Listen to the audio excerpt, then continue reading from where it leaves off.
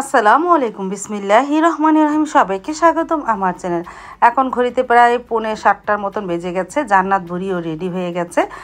আর বাহিরে তো মাশাআল্লাহ হালকা মেঘলা আর বাতাস, ভালোই লাগতেছে, ঠান্ডা ঠান্ডা। আর গতকালকে রাত্রে তো অনেক বৃষ্টি হয়েছে মাঝরাত্রে। তারপরে এই যে জান্নাত বুড়ি সকাল সকাল উঠে রেডি হয়ে গেছে, যাচ্ছে আমার ছোট ননদের বাসায় বেড়াতে। মানে জান্নাত বুড়ির ছোট ফুপুর বাসায় জান্নাত বুড়ি যাচ্ছে বেড়াতে। মা যাচ্ছে ডাক্তার দেখাতে, আর জান্নাতটা যাচ্ছে বেড়াতে, 2 দিন থাকবে। আর মা কয়েকদিন থেকে ডাক্তার দেখাবে।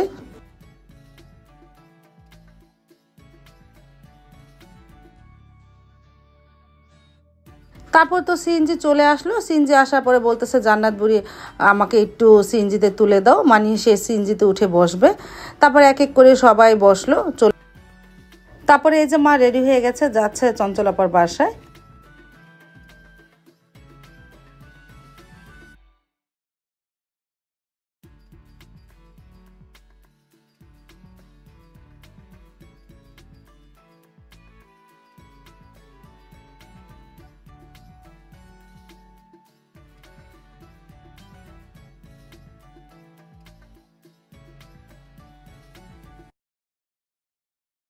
তারপরে রান্নাঘরে চলে আসলাম ঘন্টাখানিক পর। মিজানটা যাওয়ার পরে প্রায় 1 ঘন্টা পর রান্নাঘরে আসলাম। 8টা বাজে।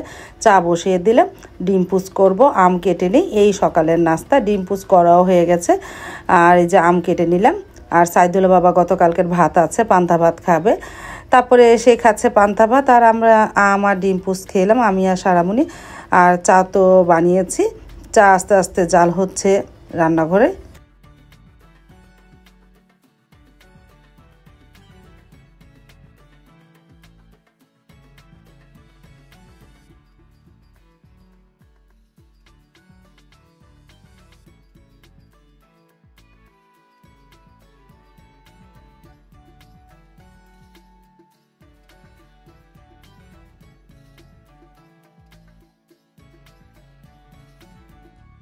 তারপর তো চা নিয়ে আসলাম, আমরা খেয়ে নিলাম চা। আর সাবা তো এখন তুরিও শুয়ে আছে। রাত্রে পরে তো আজকে সকালে কোচিং নেই, যায়নি। তারপরে যে শুয়ে আছে, এখন তুরি ওঠে নেই।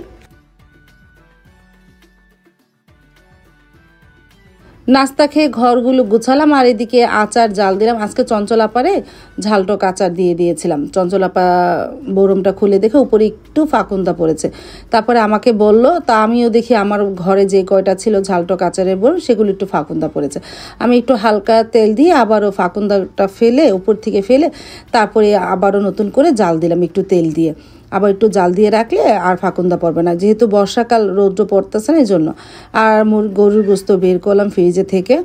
তারপরে আবারও 1 ঘন্টা পর রান্নাঘরে আসলাম। আমি গরুর পাটা কেটে দিয়েছিল সাইদুল বাবা আজকে সকালে, সেটাকে সুন্দরভাবে ধুয়ে রেখে দেবো। আজকে আর জাল দেবো না, আগামীকালকে জাল দেবো নেহারির জন্য। আর গরুর গোস্তটা ছুটে গেছে, এটাকে এখন আমি ছোটো ছোটো কেটে আজকে মেজবানি মশলা দিয়ে এই গরুর গোস্তটা রান্না করব। যা যা লাগে 2 কেজি গরুর গোস্ত নিয়েছি, আর যা যা লাগে পেঁয়াজ, টক দই, যা যা লাগে সব একসাথে মিশিয়ে আর মেজবানি মশলাটা দিব এর মধ্যে, দিয়ে ভালোভাবে মেখে চুলায় বসিয়ে দেব। না, চুলায় এখন বসাবো না, মাখা হয়েছে, প্রায় 1 ঘন্টা পর চুলায় বসাবো। সব কিছু রেডি করে রেখে গেলাম। তারপরে গোসল করে নামাজ পড়ে 1টা বাজে বসাবো। তারপর তো গোসল করে নামাজ পড়ে চলে আসলাম, 1টা বাজে বসিয়ে দিলাম গরুর গোস্তটা। মেজবানি মশলার প্যাকেটে যা যা লেখা আছে, যা যা দরকার সব একসাথে দিয়ে মেখে 1 ঘন্টা রেখে দিয়েছিলাম। তারপরে আস্তে আস্তে বলক আসলো, তারপরে কয়েকবার নাড়া দিয়েছি। আস্তে আস্তে অল্প জালে ভুনা করতে বলেছে, মানে লেখা যা আছে তাই সেই অনুযায়ী আমি রান্না করতেছি।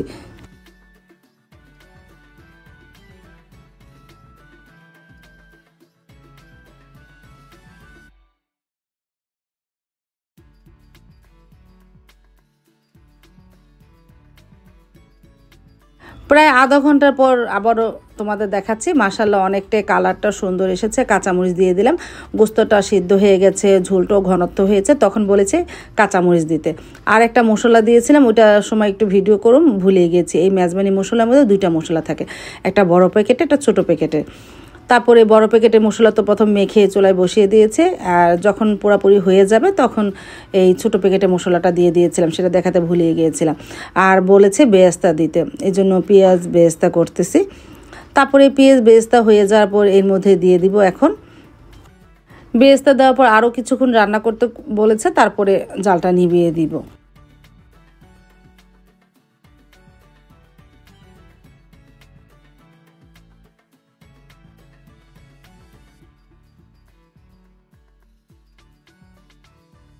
বেরেস্তা দেওয়ার পর ভালোভাবে নাড়াচাড়া করে ঢেকে দিই, আস্তে আস্তে আরও কিছুক্ষণ রান্না করি।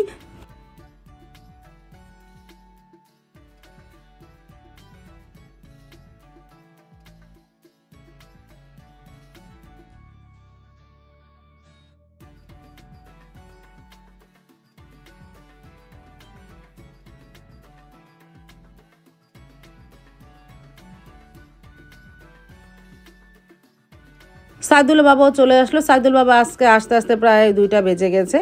এনেছে লোহা জাম। এই জামটা অনেক মজা, অনেক মিষ্টি ছিল। আমি এখন 2-1টা খেয়ে ফ্রিজে রেখে দিব, পরে মেখে খাবো না। এখন লবণ দিয়ে একটু খেলাম, আলহামদুলিল্লাহ অনেক মজা ছিল।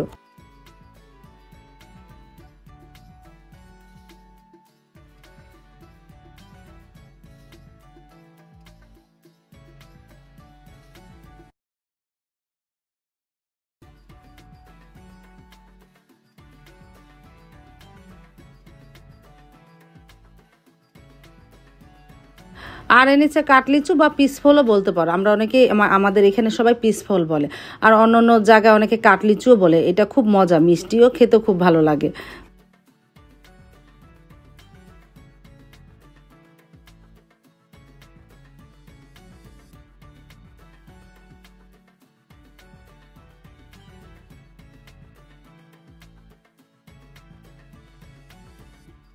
তারপরে সাইদুলের বাবা আমরা সবাই খেয়ে নিলাম। সারামনি এখন তুই বসেনি, বলতেছি একটু পরে খাবে। সাইদুলের বাবা আর আমি প্রথম খেয়ে নিলাম। আলহামদুলিল্লাহ তরকারিটা মজাই হয়েছিল। মেজবানি মশলা দিয়ে এই প্রথম গরুর গোশত রান্না করলাম, অনেকটাই মজা লেগেছে।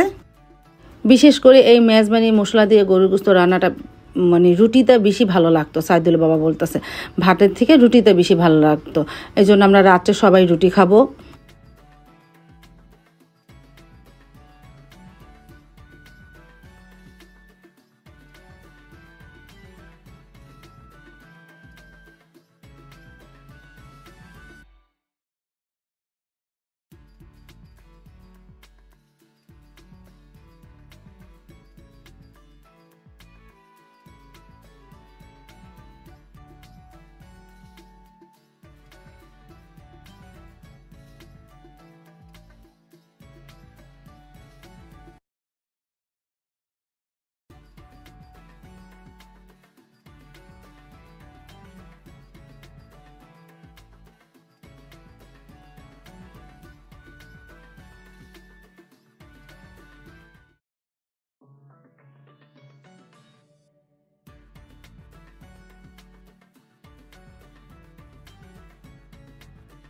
তারপরে আসরে নামাজ পড়ে কোরআন শরীফ পড়ে তারপরে এই যে জাম আর পিসফল নিয়ে বসলাম একটু খাই। তখন তো খাওয়া হয়নি। জামটা তো খুব মিষ্টি ছিল, লবণটা খেতে তো আরও বেশি ভালো লাগলো।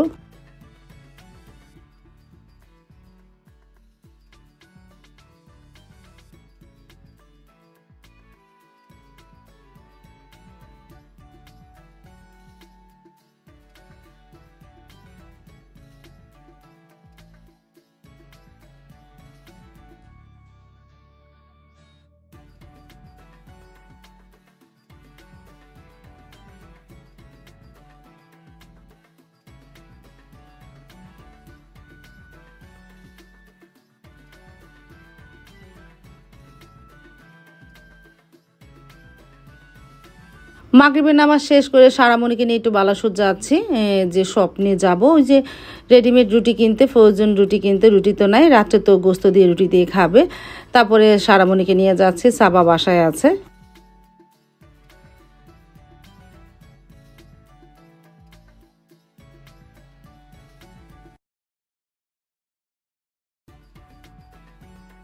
চলে আসলাম স্বপ্নে, স্বপ্নে থেকে এই রেডিমেড রুটিটা কিনবো।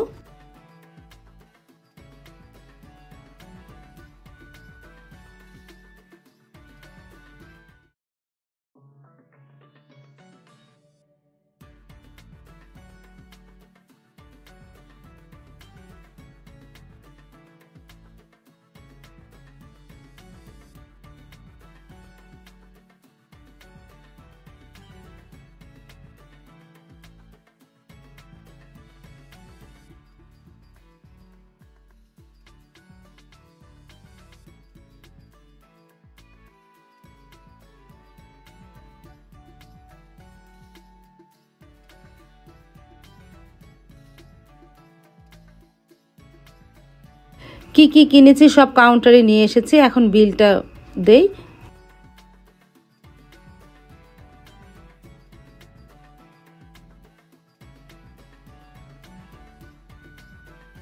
তারপর তো বাসায় চলে এসেছি। আসার সময় পেঁয়াজু আর চটপটি নিয়ে এসেছি।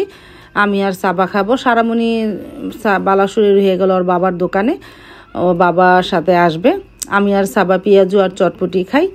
এই যে চটপটি নিয়ে আসলো সাবা বাটিতে, আলহামদুলিল্লাহ ভালোই, অনেকটা ঝাল দিয়েছে। অনেক দিন পরে চটপটি খেলাম।